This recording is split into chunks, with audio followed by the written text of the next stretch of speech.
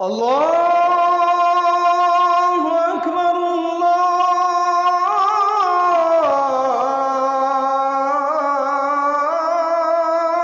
আকবার। এখন আপনি যদি উমরায় যান, হজে যান, সাফা মারবায় 7 বার সাই করতে হবে না? দৌড়াইতে হবে না? এটা ছাড়া থাকতে পারবেন? আল্লাহ রাব্বুল আলামিন বলেন, ইন্নাস সাফা ওয়াল মারওয়াতা মিন শাআইরিল্লাহ ফামান হাজ্জাল বাইতা আও ইতামারা ফালা জুনাহা আলাইহি আন ইয়াতাওয়াফা বিহিমা ومن تطوع خيرا فإن الله شاكر عليم سبحان الله সাফা মারওয়া আল্লাহ বলছেন এটা আমার নিদর্শনের অন্যতম একটা নিদর্শন। তোমরা যারা হজ করবা অথবা উমরা করবা, তোমরা অবশ্যই এই দুই পাহাড়ে সাই করবা, দৌড়াবা, যেমন দৌড়িয়েছিলেন ইসমাইলের মা হাজার। সুবহানাল্লাহ। দৌড়াতে দৌড়াতে ক্লান্ত, পানি নাই, কোন মানুষ নাই, কিচ্ছু নাই, একটা পাখি পর্যন্ত নাই। অতঃপর আল্লাহ সুবহানাহু ওয়া তাআলা একজন ফেরেশতা পাঠালেন। সেই ফেরেশতার নাম জিবরিল। কি নাম? জিবরিল। সহিহ বুখারী 3364 নাম্বার হাদিস। আল্লাহর হাবিব বলেন, ফাজা আল মালাক ফাদারাবা বিআকিবিহি আও ক্বালা বিজানাহি হাত্তা তাহারা আল মা। জিবরিল এলেন, সে তার পা অথবা পাখা, এই দুটির একটি হবে, এই দুটির যে কোনো একটি দিয়ে জমিনে ঘর্ষণ করলেন, যেখানে ঘষা দিলেন সেখান থেকে পানির ফোয়ারা বের হতে লাগলো। যদিও আমাদের দেশে একটা প্রচলিত হচ্ছে ইসমাইলের পায়ের ঘর্ষণে এটার সৃষ্টি। এই তথ্যটা শুধুমাত্র কিছু ঐতিহাসিক এবং গল্পকারদের উল্লিখিত একটা মত। আর সহিহ বুখারীর হাদিস হচ্ছে জিবরিল আমিনের পাখা অথবা পা, এই দুটির মাধ্যমে জমজমের সৃষ্টি। যেখানে কোরআন নাই, হাদিসও নাই, সেখানে আমরা জানার জন্য ঐতিহাসিকদের মত গ্রহণ করতে পারবো। কিন্তু যেখানে কোরআন আছে অথবা কোরআন না থাকলেও হাদিস আছে, হাদিস থাকলে তো ঐতিহাসিকদের মত গ্রহণের কোনো প্রশ্নই আসে না। কারণ আমি তো এখানে সহিহ হাদিস পেয়েছি, তাহলে আমি ঐতিহাসিকদের মত কেন গ্রহণ করব? ঐতিহাসিকদের যে কোনো মত কি হাদিসের চেয়ে বেশি শক্তিশালী? কথা কি বোঝেন আপনারা? তো জিবরিল আমিনের পাখার ঘর্ষণে জমজমের সৃষ্টি, এটা শুনলে যত আবেগ কাজ করে, ইসমাইলের পায়ের ঘর্ষণে জমজম সৃষ্টি, এটা শুনলে আবেগ আরো বেশি কাজ করে। এজন্যই মোটামুটি যারা গল্প লিখে তারা তো চায় একটু আবেগের ধাক্কাটা বাড়ায় দিতে, এজন্যই স্বাভাবিকত এইভাবে লেখা হয়। তবে সত্যটাও তো আমাদের জানা দরকার। মা হাজার আলাইহিস সালাম এসে দেখলেন হঠাৎ করে একটা জায়গায় কেমন যেন গর্ত হয়ে গেছে, নিচ দিক থেকে পানির ফোয়ারা। আল্লাহু আকবার। অথচ মরুভূমির মধ্যে 1000 ফিট নিচে চলে গেল, জীবনে কোনোদিন পানি পাওয়া যাবে? পানি পাওয়ার কোনো সম্ভাবনা নাই। হাজার আলাইহিস সালাম এসে দেখলেন এত পানি বের হচ্ছে। হাজার আলাইহিস সালাম তাড়াতাড়ি পানিগুলোকে হাত দিয়ে আটকাতে চাইলেন। তিনি মনে মনে ভাবলেন, আহারে, একটু পানি হয়তো আল্লাহ দয়া করে দিছে, এটা যদি শেষ হয়ে যায় তাহলে আমরা মরে যাব। তিনি তাড়াতাড়ি পানিগুলোকে হাত দিয়ে একত্র করতে চাইলেন, থামাতে চাইলেন এবং নিজের ভাষায় বললেন, জাম জাম জাম, ও পানি থাম, থেমে যা, থেমে যা, বেশি দূরে ছড়িয়ে যাস নে, আমাদের তো পানির দরকার, তুই থেমে যা। তিনি যে জাম জাম বললেন, জাম জাম মানে হচ্ছে থাম থাম, থেমে যা। সেইখান থেকে ওই কূপের নাম হয়ে গেল জামজাম। কি নাম?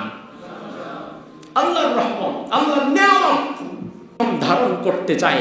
জমজমের পানির মধ্যে আল্লাহ তাআলা এমন নিয়ামত দিয়েছে, জমজমের পানি খেয়ে ওই মানুষ তার জীবন ধারণ করতে পারবে। পৃথিবীতে জমজমের মতো অন্য কোনো কূপ আছে? নাই। ইসমাইল আলাইহিস সালাম এবং মা হাজার সেখানে পানির ব্যবস্থা হয়ে গেল, করে দিলেন কে? হঠাৎ করে দূরের একটা গোত্র, তারা দেখতে পেল আকাশের মধ্যে পাখি উড়ছে। অথচ জীবনে কোনোদিন এর পূর্বে তারা আকাশে পাখি দেখে নাই।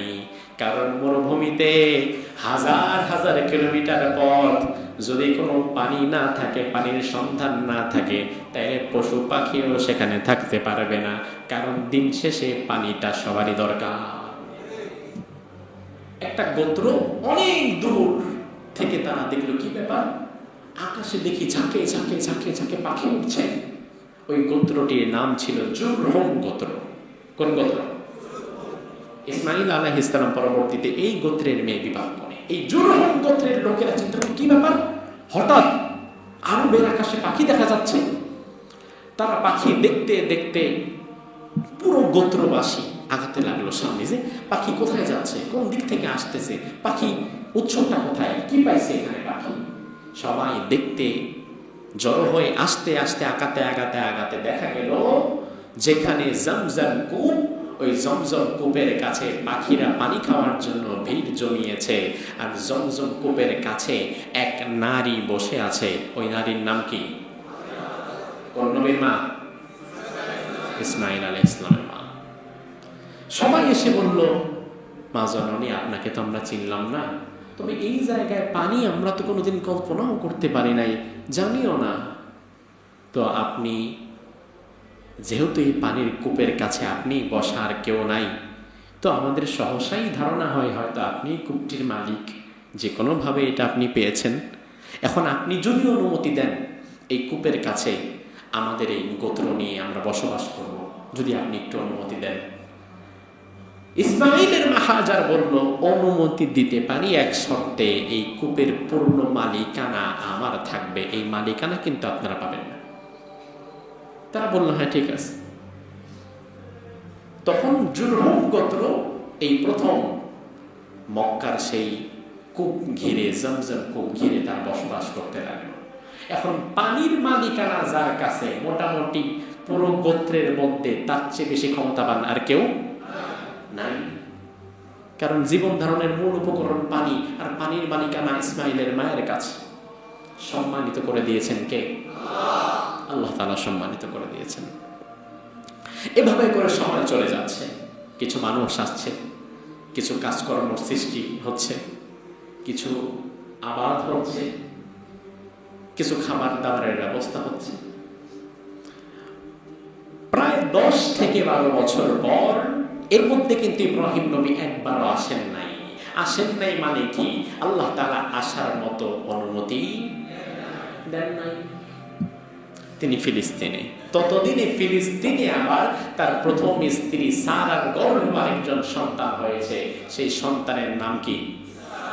ইসহাক আলাইহিস সালাম। তিনি সেখানে আছেন।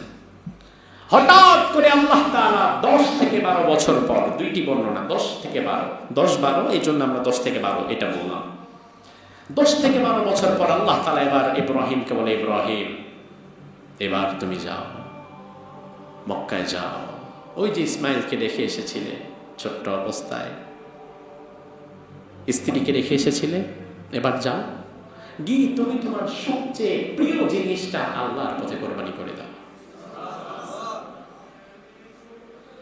ইব্রাহিম আলাইহিস সালাম আসলেন মক্কায়।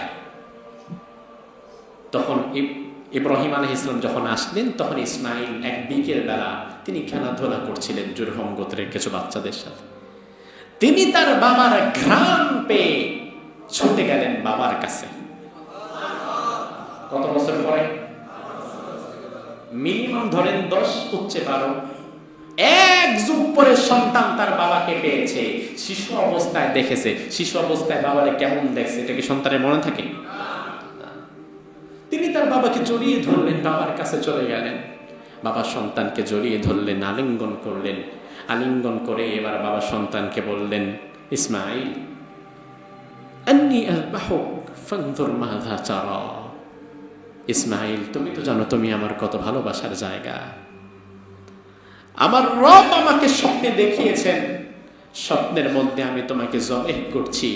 ইসমাইল, তুমি কি ভাবছো বলো, তোমার মতামত কি আমি জানতে চাই। দেখেন, স্বাভাবিকত আপনি যখন ছোট, আপনার মারে ফালায়া বিয়া কইরা চলে গেছে। 10-12 বছর এই বাপ আপনাদের ধারে কাছে আসে নাই, আপনাদের কষ্ট, অভাব, অনটন কোনো কিছুতে তার কোনো অবদান নাই। এই বাপ তো বৃদ্ধ অবস্থায় সন্তানের কাছে কিছু চাইতে আসলে পাবেই তো না, উল্টা মাইর খাওয়ার সম্ভাবনা আছে। এটা কি স্বাভাবিক না? আমার জীবনে তো কোনো অবদানই নাই, জন্ম দিয়ে চলে গেলি, জন্ম দিয়েই চলে গিয়েছিস, আমার মারে ফালাই দিছিস, আমার মা কত কষ্ট করে করে আমারে মানুষ করছে, আর তুমি সারা জীবন মজ মাস্তি করে শেষ বয়সে আসছো আমার কাছে না? এটা স্বাভাবিক মানসিকতা?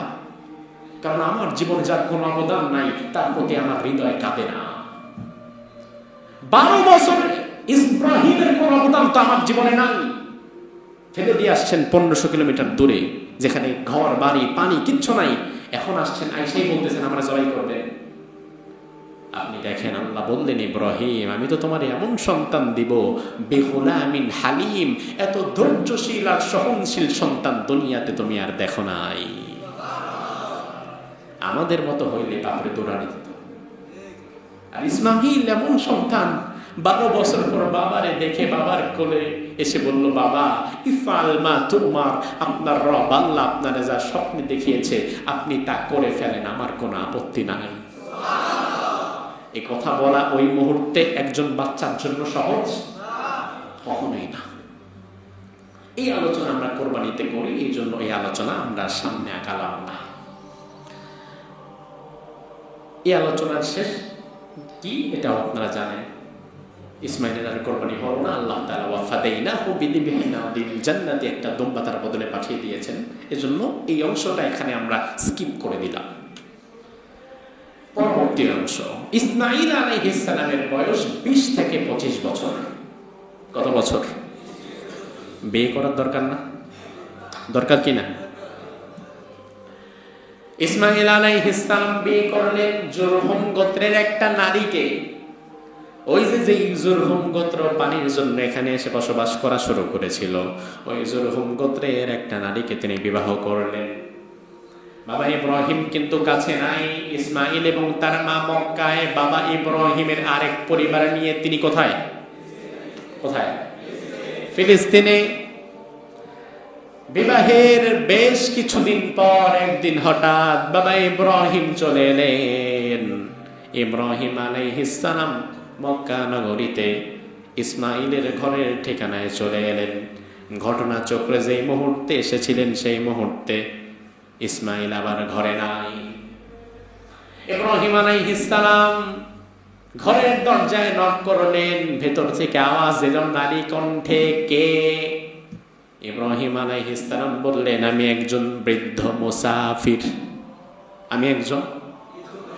আমি তোমার শ্বশুর, আমি ইব্রাহিম, আমি আল্লাহর নবী, আমি ইসমাইলের বাপ। এগুলো বলেন নাই, বরং তিনি বলেছেন আমি একজন বৃদ্ধ মুসাফির। ইব্রাহিম আলাইহিস সালাম এই পরিচয় দিয়ে এবার জিজ্ঞেস করলেন, মা তোমার স্বামীর নাম কি? ইসমাইল বলে, জি। তো তোমার স্বামী কেমন আছে? কয় আছে, চলে কোনো মতে। তোমরা কেমন আছো? কয় খুব একটা সুবিধার না। কেন মা, কি হয়েছে? দেখেন না সংসারে অভাব, এটা নাই সেটা নাই, নুন আনতে পান্তা ফোড়ায়, টাকা নাই পয়সা নাই। টাকা পয়সা থাকলে কি আর আমার স্বামীর প্রত্যেকদিন কাজে যাওয়া লাগতো? এই যে আপনি আসছেন ওই মানুষটার খোঁজে, ওই মানুষটাতে এখনো জঙ্গলে কোনো না কোনো কাজ করতেছে। এটাই প্রমাণ করে দুনিয়ার বড় বড় নবীরা শুধু হাদিয়া তোহফা পায়া খায় নাই, তারা নিজেরা পরিশ্রম করে কাজ করেছে। একটা খানকা শরীফ খুলে শুধু আমার হাদিয়া দিবেন, আমার আর নিজের কোনো কাজ নাই, এমন করে খাইছে? ইব্রাহিম আলাইহিস সালাম বললেন, মা তোমরা কি ভালো নাই? কয় না, ভালো নাই, অনেক কষ্টে আছি, আমার স্বামী আমার সব আবদার পূরণ করতে পারে না। ইব্রাহিম আলাইহিস সালাম বললেন, ঠিক আছে মা, আমি চলে যাচ্ছি। তোমার স্বামী ইসমাইল যখন আজকে ঘরে ফিরে আসবে, তুমি তারে বলবা একজন মুরব্বী মুসাফির এসেছিল, যাওয়ার সময় বলে গিয়েছে আমাদের ঘরের চৌকাটে নাকি সমস্যা দেখা দিয়েছে, ঘরের চৌকাটটা যেন পরিবর্তন করে ফেলি। ওই মহিলা কয়, না চৌকাট তো ঠিকই আছে। কয় না, তুমি বললো তারপরও ঠিক আছে, মুরব্বী মানুষ, কাঠ সম্পর্কে হয়তো আপনার ধারণা ভালো, তা আমি সব বুঝি না, আসলে বলবো নি, যান। চলে গেলেন। ১,৫০০ কিলোমিটার সফর করে এসেছে, একটু বসতেও বললো না, একটু এক গ্লাস পানিও দিল না, যান চলে যান। চলে গেলেন। সন্ধ্যার দিকে ইসমাইল আলাইহিস সালাম আসলেন। আসার পরেই পরিচিত একটা গন্ধ পেলেন নাকে, যেই গন্ধ তিনি শিশুবেলায় পেয়েছিলেন। ওই গন্ধ পাওয়ার পরে প্রথমে বললেন, কি ব্যাপার, কেউ এসেছিল নাকি? বলে, হ্যাঁ, একজন মুরব্বী আসছিল, মুসাফির মানুষ। বলে, আচ্ছা, মুরব্বী এসে তোমারে কি জিজ্ঞেস করছে? বলছে, আমরা কেমন আছি না আছি, তুমি কি বলছো? আমি যেটা বাস্তবতা ওটাই বলছি, খুব একটা তো ভালো নাই, অভাব অনটন, অমুক তমুক নানান কথা। ইসমাইল আলাইহিস সালাম বললেন, আচ্ছা ঠিক আছে, অভিযোগ করেছো তার কাছে, সমস্যা নাই। ওই মুরব্বী মুসাফির যাওয়ার সময় কোনো কিছু বলে গিয়েছে নাকি? আর কোনো কথা ছিল কিনা? ওই নারী বলল, হ্যাঁ, ওই মুরব্বী যাওয়ার সময় বলল, আমাদের ঘরের চৌকাঠে নাকি কোনো সমস্যা দেখা দিয়েছে, আমরা যেন এটা পাল্টিয়ে ফেলি। এবার ইসমাইল আলাইহিস সালাম চোখের পানি ছেড়ে দিয়ে বলে, আহারে অভাগিনী, তোর তো কপাল পড়ে গেছে রে, তুই আমার বাবা ইব্রাহিম রে চিনতে পারিস নাই। আমার বাবা ইব্রাহিম আজ যে মুসাফির তোর ঘরে এসেছে, অন্য কেউ নয়, ১,৫০০ কিলোমিটার পথ পাড়ি দিয়ে আমার খবর নেয়ার জন্য আমার বাবা এসেছে। তিনি আর কেউ না, তিনি আল্লাহর সর্বশ্রেষ্ঠ খলিল ইব্রাহিম। আমার বাবার কাছে তুমি অভিযোগ করলা, এই নাই সেই নাই, অমুক নাই তমুক নাই। আমার বাবা বুঝে ফেলেছে তুমি আসলে কেমন। আমার বাবা যাওয়ার সময় ঘরের চৌকাঠ পাল্টাতে বলেছে, এটা আমার ঘরের বানানো চৌকাঠ না, এটা মূলত আমার জীবনেরই একটা অংশ, মানে তুমি। আমার বাবা মূলত তোমাকে ছেড়ে দেওয়ার জন্য আমার আদেশ দিয়ে গিয়েছে। আমি আমার বাবার কথা অমান্য করতে পারবো না, আমি এই মুহূর্তেই তোমারে তালাক দিয়ে দিলাম। এমন অসংখ্য স্ত্রী, ইসমাইলের প্রথম স্ত্রীর মতো অসংখ্য স্ত্রী এই জামানায়ও আছে, যারা স্বামীর অভাব অনটন, ঘরের খুঁটি নাটি খবর দবর বাইরের মানুষের কাছে গিয়ে খবর। আল্লাহ লানত। রাসূল বলেন, যেই নারী ঘরের যাবতীয় সমস্যা বাহিরের মানুষের কাছে গিয়ে বলে বেড়ায়, তার কোনোদিন কল্যাণ এবং বরকত হবে না। স্বামীর দোষ ত্রুটি বিচ্যুতি, ঘরের যাবতীয় খবর বাহিরের কাছে গিয়ে সারাদিন পেশা পায়, এমন নারী নাই? আমার মা বোনেরা, এই আওয়াজ যদি আপনাদের কারো কাছে যায়, আল্লাহর ওয়াস্তে পরিবর্তন হয়ে যান। কারণ আল্লাহ বলছেন, হুন্না লিবাসুল লাকুম ওয়া আনতুম লিবাসুল লাহুম, তোমরা তো একে অপরের পোশাকের মতো। তোমরা স্বামী স্ত্রী একে অপরের পোশাকের মতো। একে অপরের পোশাক মানে কি? ধরুন আমার শরীরের ঠিক এই জায়গায় একটা কালো দাগ আছে, হয়তো ছোটবেলায় আগুনে পড়ে গেছিল, কিংবা একটা ফোড়া হয়েছিল, এই জায়গাটা দেখতে খারাপ দেখা যায়, বিরাট একটা কালো দাগ। আমার পোশাকটা আমার এই কালো দাগটাকে ঢেকে দিয়েছে। একজন স্বামীর হাজারো অপরাধ দোষ ত্রুটিগুলো যে স্ত্রী ঢেকে দেয়, সেই তো পোশাক, সেই তো পোশাক।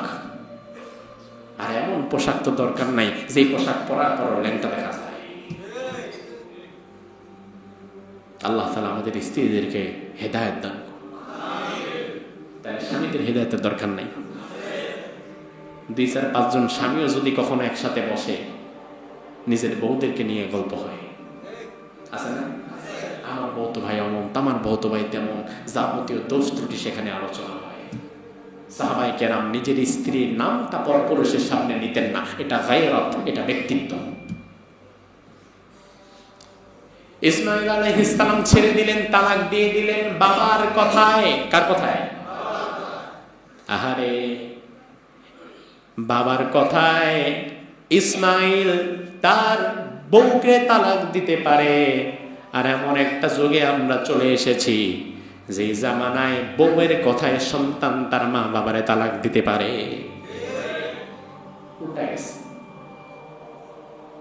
ইসমাইল আলাইহিস সালাম আরেক নারীকে বিবাহ করলেন। কিছুদিন পরে ইব্রাহিম আবার চলে এলেন। ওই দিনও ঘটনাক্রমে ইসমাইল আলাইহিস সালাম বাড়িতে ছিলেন না। ইব্রাহিম আলাইহিস সালাম এসে ঘরের দরজায় নক করলেন, আবারও নারী কণ্ঠে আওয়াজ আসলো, তবে ভিন্ন এক নারী কণ্ঠে। ইব্রাহিম আলাইহিস সালাম বললেন, মা তোমার স্বামী কোথায়? বলল, কাজে গিয়েছে। আপনি কে? আমি এক মুসাফির বৃদ্ধ মানুষ।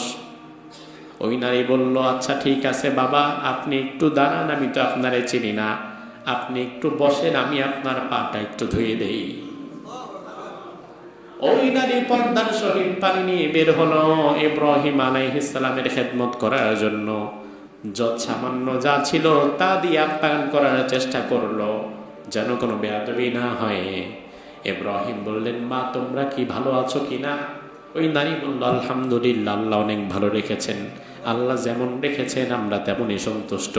আমার স্বামী সারাদিন বাহিরে পরিশ্রম করে, কাজ করে, দিন শেষে ঘরে যতটুকু যা নিয়ে আসে তাতেই আমরা চলে যাচ্ছি, আমরা খুশি আছি, আলহামদুলিল্লাহ, আমাদের কোনো অভিযোগ নাই।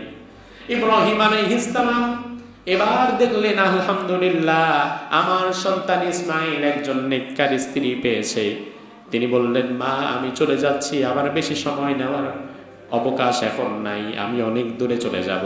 তবে তোমার স্বামী ইসমাইল আজকে যখন আসবে তুমি তারে বলে দিবা এইবারের ঘরের চৌকাঠটা যেন আর কোনোদিন সে না পাল্টায়।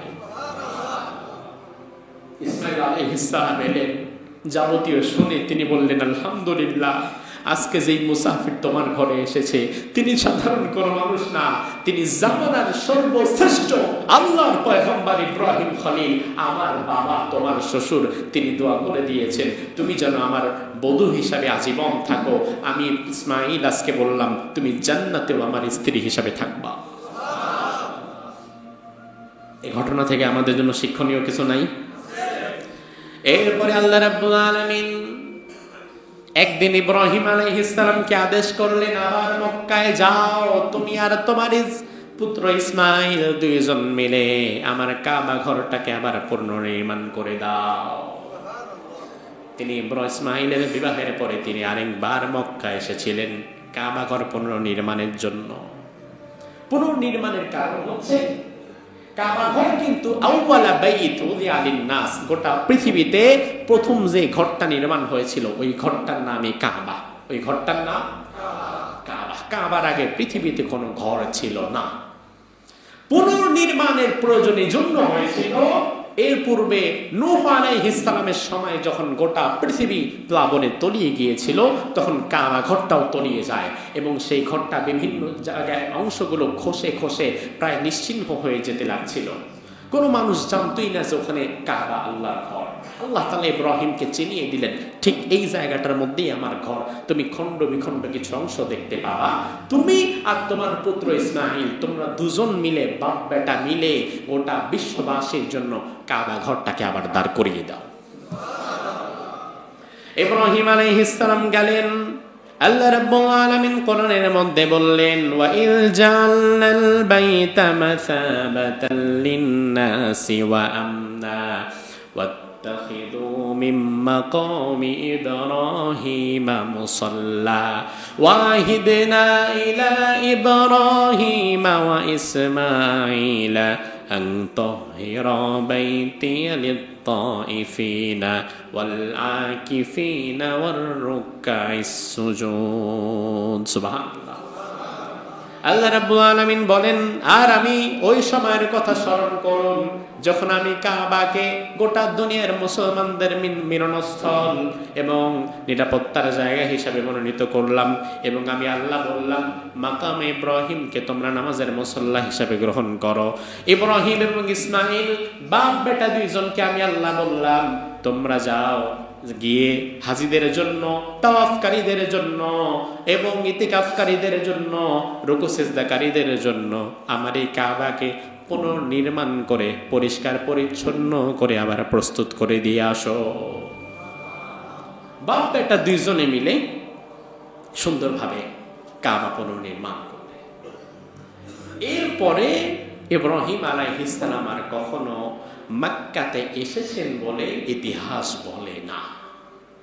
কাবা নির্মাণের পরে ইসমাঈল আলাইহিস সালামের মা হাজার তিনি মক্কায় ইন্তেকাল করেন। ইসমাঈল আলাইহিস সালামের একটা উপাধি আছে, যেমন ইব্রাহিম নবীর একটা উপাধি আছে না? কি? ইব্রাহিম খলিলুল্লাহ। আর ইসমাঈলের উপাধি হচ্ছে ইসমাঈল যাবিহুল্লাহ। কি? যাবিহুল্লাহ মানে যাকে আল্লাহর নামে কুরবানির জন্য মনোনীত করা হয়েছিল। রাসূল সাল্লাল্লাহু আলাইহি ওয়াসাল্লাম তিনি হাদিসের মধ্যে বললেন, আনা ইবনুয যাবিহাইন, আমি দুই জাবিহের সন্তান। অর্থাৎ আমার পূর্বপুরুষদের মাঝে এমন দুইজন ব্যক্তিকে তোমরা খুঁজে পাবে যে দুইজনকে আল্লাহর নামে কোরবানি করার জন্য মনোনীত করা হয়েছিল। আর জোরে কম। সাহাবায়ে কেরাম অবাক হয়ে গেলেন, ইয়া রাসূলুল্লাহ, দুইজনের বিষয় তো জানতাম না, আমরা তো একজনের বিষয়টা জানতাম যে আপনি ইসমাঈল আলাইহিস সালামের বংশধারা থেকে আসছেন, এই জন্য ইসমাঈল তো যাবিহুল্লাহ। তো আপনি তো বললেন আপনার পূর্বপুরুষদের মধ্যে থেকে দুইজন এমন যাবিহুল্লাহ আছে যাদেরকে জবাই করার জন্য নিয়ে যাওয়া হচ্ছিল, আরেকজনকে? রাসূল বললেন, আরেকজন হচ্ছে আমার নিজের পিতা আব্দুল্লাহ। সুবহানাল্লাহ বলবেন না? রাসূল বললেন, শোনো, আমার দাদা আব্দুল মুত্তালিব সে একবার মানত করলো, আয় আল্লাহ, যদি আমাকে তুমি দয়া করে 10টা পুত্র সন্তান দাও, এই 10টা পুত্র সন্তানের মধ্য থেকে সর্বশেষ পুত্র সন্তানটাকে আমি তোমার পথে কোরবানি করে দেব। আল্লাহ তাআলা তার ইচ্ছা পূরণ করে তাকে 10টি পুত্র সন্তান দিলেন এবং সর্বশেষ যাকে দিলেন তিনি রাসূলের বাবা। নাম কি? আব্দুল্লাহ। এখন মান্যত অনুযায়ী আব্দুল্লাহকে তো কোরবানি করে দিতে হবে। তিনি খুব চিন্তায় পড়ে গেলেন, এত সুন্দর ফুটফুটে একটা বাচ্চা, আমার 10টা সন্তানের মধ্যে আমি সবচেয়ে বেশি তো তাকে ভালোবাসি, কোনোভাবেই মনটা সায় দিচ্ছে না। আবার মানত করে ফেলেছে, কথা দিয়ে ফেলেছে, কথার জবানের উপর খেলাফ করতে পারবে। তখন তিনি স্বপ্নে দেখলেন, ঠিক আছে, এক কাজ করো, তোমার ছেলে আব্দুল্লাহর নামটা একটা খাতার মধ্যে লিখো, আর অপর পৃষ্ঠায় তুমি 10টা উট এটা লিখো সংখ্যা, এরপরে লটারি করো, যদি আব্দুল্লাহর নাম আবারও আসে তাহলে উটটা 10টার থেকে 20টা বানায়, আবার লটারি করো, যদি আবার আব্দুল্লাহর নাম আসে তাহলে উটটা 20-এর জায়গায় 30টা করে দাও, আবার লটারি করো। এইভাবে যতক্ষণ না লটারিতে উটের নাম না আসবে তুমি উটের সংখ্যা 10 করে বাড়াতে থাকবা। যখনই উটের নাম আসবে উট কোরবানি করে দিবা, তোমার ছেলে বেঁচে যাবে। আল্লাহ তাআলা তো তার ঘর থেকে আখেরি নবীকে নিয়ে আসবেন, তাহলে বাপের আগে মরে গেলে চলবে? দাদা আব্দুল মুত্তালিব লটারি করলেন, 10, 20, 30, 40, 50 উট চলে যাচ্ছে, আব্দুল্লাহর নাম আসে না। অবশেষে 100টা উট যখন পূর্ণ হলো তখন লটারিতে উটের নাম আসলো। রাসূলের দাদা আব্দুল মুত্তালিব নিজ হাতে 100 উট কোরবানি করে আল্লাহর পথে সদকা করে দিলেন। এজন্যই রাসূল বলেন, আমি দুই যাবিহের সন্তান। সুবহানাল্লাহ। ইসমাঈল আলাইহিস সালামের আরেকটি গুণাবলীর কথা কোরআন আমাদেরকে জানিয়েছে, ওয়াযকুর ফিল কিতাবি ইসমাঈল ইন্নাহু কানা সাদিকাল ওয়া'দ। অর্থাৎ ইসমাঈলের কথা স্মরণ করো। ইসমাঈলের আরেকটা চমৎকার গুণাবলী ছিল, কাউকে যদি কথা দিত, ওয়াদা দিত, ওয়াদা কোনোদিন বরখেলাফ করত না। এটা স্বাভাবিকত নবীদের গুণ, কিন্তু ইসমাঈলের বিষয়ে এটা আল্লাহ তাআলা আলাদা জোরালো ভাবে বলেছেন। তার কারণ কি? তার কারণ মুফাসসিরগণ বলেন, ইসমাঈল একদিন এক ব্যক্তি হঠাৎ ইসমাঈলকে রাস্তায় পেয়ে বলল, হুজুর একটু দাঁড়ান, আমার একটা গুরুত্বপূর্ণ কথা আছে, একটু বলি। ইসমাঈল বলল, ভাইরে এখন তো আমার সময় খুব কম, বাড়িতে যেতে হবে, আপনি আগামীকাল আসরের নামাজের পরে ঠিক এই গাছটার নিচে চলে আসবেন, আগামীকাল বিকালবেলা এই গাছের নিচে চলে আসবেন, ওখানে আপনাকে আমি এই কথাটার উত্তরটা জানায় দেব, আমি আসব। ইসমাঈল আলাইহিস সালাম তার কথা মোতাবেক পরের দিন বিকেলবেলা সেই গাছের নিচে চলে গেছে। ওই লোক আর আসে না, লম্বা সময় কয়েক ঘন্টা সেখানে বসে রাত্রে বাড়ি ফিরেছে। পরের দিন আবার সকালে কাজ টাজ করে আবারও যথারীতি বিকেলবেলা ওই গাছের নিচে চলে গেছে। অথচ প্রয়োজনটা কিন্তু তার না, প্রয়োজন হচ্ছে ওই ব্যক্তির, কিন্তু তিনি যেহেতু কথা দিয়েছেন তিনি সেখানে চলে যাচ্ছেন। এভাবে একদিন 2 দিন না, লাগাতার 1 মাস ইসমাঈল আলাইহিস সালাম ওই ব্যক্তিকে দেওয়া কথা রক্ষার্থে প্রতিদিন বিকেল বেলা ওই গাছের নিচে গিয়ে বসে থাকতেন। ওয়াদা যেন কোনোভাবে বরখেলাফ না হয়। সুবহানাল্লাহ। ইসমাঈল আলাইহিস সালামের জীবনের সর্বশেষ বিষয় হচ্ছে ইসমাঈল আলাইহিস সালামের 12 জন পুত্র সন্তান ছিল। কয়জন? 12 জন। তাফসীর ইবনে কাসির প্রণেতা বলেন, ওয়া কানা লি ইসমাঈল মিনাল ওয়ালাদি 12 ওয়ালাদান যাকারান। ইসমাঈলের কোনো কন্যা সন্তান ছিল না, তার পুত্র সন্তানের সংখ্যা ছিল 12 জন। কতজন? 12 জন। ওয়া মাতা ইসমাঈল বিমক্কাহ ওয়া দুফিনা বিল হিজরি মা উম্মিহি হাজার। এবং ইসমাঈলের মৃত্যু হয় মক্কাতে, তাকে দাফন করা হয় তার মা হাজারার পাশে হিজর অঞ্চলে। এই যে ইসমাঈলের 12 পুত্র, এই 12 পুত্র থেকে আরবের 12টা গোত্রের সৃষ্টি হয়। ওই আরবের 12 গোত্রের একটা গোত্র কুরাইশ, যেই গোত্র থেকেই পৃথিবীতে আগমন করেন মুহাম্মাদুর রাসূলুল্লাহ। এই জন্য রাসূল এবং রাসূলের অনুসারী আমরা যারা, আমাদেরকে বলা হয় বানু ইসমাঈল। আমাদেরকে কি বলা হয়? ভালো করে বোঝেন, আমাদেরকে কি বলা হয়? কারণ আমরা ইসমাঈলের অনুসারী, ইসমাঈলের মধ্য থেকে আমাদের নবী এসেছে। আর ইব্রাহিমের আরেক পুত্র যে ইসহাক, তার পুত্র ইয়াকুব, ওই ইয়াকুবের একটি নাম ইসরাঈল। এই জন্য ইসহাকের সিলসিলায় যারা পৃথিবীতে এসেছে তাদেরকে বলা হয় বানু ইসরাঈল। তাদেরকে কি বলা হয়? তাহলে ইব্রাহিমের 2 পুত্র, ইব্রাহিমের 2 পুত্র ইসমাঈল এবং ইসহাক। ইসহাক আলাইহিস সালামের সিলসিলা থেকে যারা এসেছে তাদেরকে বলা হয় বানু ইসরাঈল। সেখান থেকে ইহুদি সম্প্রদায়ের সৃষ্টি হয়েছে, সেখান থেকে খ্রিস্টান সম্প্রদায়ের সৃষ্টি হয়েছে। এইখানকার অনুসারীরা বিভিন্নভাবে আজকে ইসরায়েল তারা গঠিত করেছে। আর মুহাম্মাদুর রাসূলুল্লাহ সহকারে আমরা যারা আছি, আমরা হচ্ছে ইসমাঈলের বংশধারা থেকে। এজন্য তারা বনু ইসরাঈল আর আমরা বনু ইসমাঈল। আমরা কি? বনু ইসমাঈল আর তারা ইসরাঈল। এখন ঝামেলাটা ফিলিস্তিন নিয়ে ঝামেলা, ইহুদি খ্রিস্টান আর মুসলমানের কনফ্লিক্টের জায়গাটা 1 মিনিটে বুঝে যান। সংঘর্ষের জায়গাটা হচ্ছে ইহুদি খ্রিস্টানদের দাবি হচ্ছে পৃথিবীতে বনু ইসরাঈলের যে বংশ, এই বংশে পৃথিবীতে হাজার হাজার নবী এসেছে। কোরআনে কারীমের উল্লিখিত অধিকাংশ নবী ওই বংশধারা থেকে। ঐতিহাসিকগণ বলেন বনু ইসরাঈলে নবীর সংখ্যা ছিল প্রায় 10,000। এক বংশে আল্লাহ 10,000 নবী দিয়েছেন। কয় হাজার? আর বনু ইসমাঈলে আল্লাহ তাআলা কোনো নবী দেয় নাই। ইসমাঈল আলাইহিস সালামের দ্বারা যে 12 গোত্র এসেছে, 2,500 বছরে এখানে কোন নবী আসে নাই, অথচ 2,500 বছরে বনু ইসরাঈল নবী পাইছে 10,000। আর বনু ইসমাঈলে একজন নবীও আল্লাহ দেয় নাই। তার কারণ আল্লাহ বলছে, তোরা ধৈর্য ধর, এত নবী দেওয়া দরকার নাই, তোদেরকে সর্বশেষ আখিরি নবী আমি আল্লাহ উপহার দিয়ে দেব। ওই নবী হচ্ছে মুহাম্মদ সাল্লাল্লাহু। এখন ইহুদি খ্রিস্টানদের সংঘর্ষের জায়গা হচ্ছে, আমরা এত বড় বড় নবী যেহেতু পেয়েছি, শেষ নবী পাওয়ার হকদার আমরা। শেষ নবী বনু ইসমাঈল হতে পারবে না, শেষ নবী হবে বনু ইসরাঈলের। এখন শেষ নবী যেহেতু বনু ইসমাঈলের মধ্য থেকে হয়ে গেছে, এই জন্য তারা আর মানতে পারে। অথচ নবী কোন গোত্র থেকে হবে, কে নবী হবে, এটা দুনিয়ার মানুষ ঠিক করবে না আল্লাহ ঠিক করবে? কে ঠিক করবে? এখন আল্লাহ তাআলা ইসমাঈলের বংশধারা থেকে যদি আখেরি নবী দেয়, তাহলে দোষটা কি মানুষের? দোষটা কি মানুষের? সিদ্ধান্ত কার? সিদ্ধান্ত আল্লাহ। ইসমাঈল আলাইহিস সালামের জন্ম ফিলিস্তিনে, তার শেষ জীবন কাটলো মক্কা নগরীতে। এর মধ্য দিয়ে তার জীবন অতিবাহিত হয়ে গেল। আজকের আলোচনা সর্বশেষ, যেহেতু ফিলিস্তিন প্রসঙ্গে কথা এসেছে, আমরা দোয়া করি আল্লাহ প্রত্যেকটা জুমায় যখনই মনে পড়ে, জুমা ছাড়াও যখনই মনে পড়ে, আমরা আমাদের সেই ভাইদের জন্য দোয়া করি। তার কারণ হচ্ছে ওই ভাইদের জন্য দোয়া না করলে বিবেকের কাছে আমরা নিজেরা প্রত্যেকেই আসামি হয়ে যাব।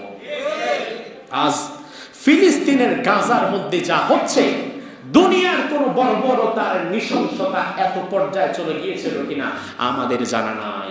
আইয়ামে জাহিলিয়ার মধ্যেও এত বর্বরতার মানুষ হয় নাই। ফিলিস্তিনে অভুক্ত অল্প কিছু মানুষ মানে মাত্র 5 লক্ষ মানুষ, 5 লক্ষ মানুষকে সেখানে না খাইয়ে রেখে না খাবার দিয়ে যেভাবে মারা হচ্ছে, একজন মানুষকে সরাসরি গুলি করে মেরে ফেলা যতটা কষ্ট, না খাইয়ে তিলে তিলে মারা তার চেয়ে 1000 গুণ বেশি কষ্ট। আর ফিলিস্তিনের প্রতি 3 জনে একজন মানুষ প্রতিদিন না খেয়ে মারা যাচ্ছে, প্রতিদিন প্রতি 3 জনে একজন মানুষ না খেয়ে মারা যাচ্ছে। ছোট ছোট বাচ্চাগুলা কঙ্কালের মতো হাত বের হয়ে গেছে, চোখ বের হয়ে গেছে, ত্রাণ সহযোগিতা সেখানে পৌঁছানো যাচ্ছে না। আবার অনেক সময় ত্রাণের জন্য যদি লাইনে দাঁড়ানো হয়, অনেক মানুষকে লাইনে দাঁড়ানো দেখে সেই ত্রাণের লাইনের মধ্যেও বোমা মারছে। সেখানে মানবাধিকার সংস্থা কোনো কাজ করতে পারে না, সেখানে মানবাধিকারের কোনো ভূমিকা নাই।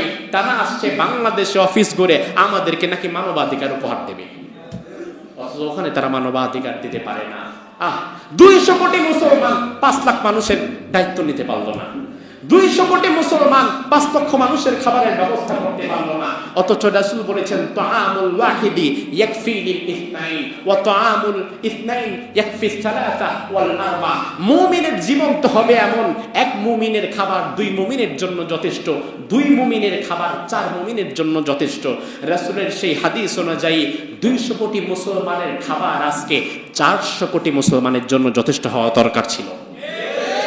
আর সেখানে 200 কোটি 5 লাখ মানুষের দায়িত্ব নিতে পারছে না। আল্লাহ তাআলার কাছে আমরা কি জবাব দিব আমরা জানি না। আল্লাহ তাআলা আমাদেরকে এই আযাব এবং গজব থেকে হেফাজত করুক, বলি আমিন।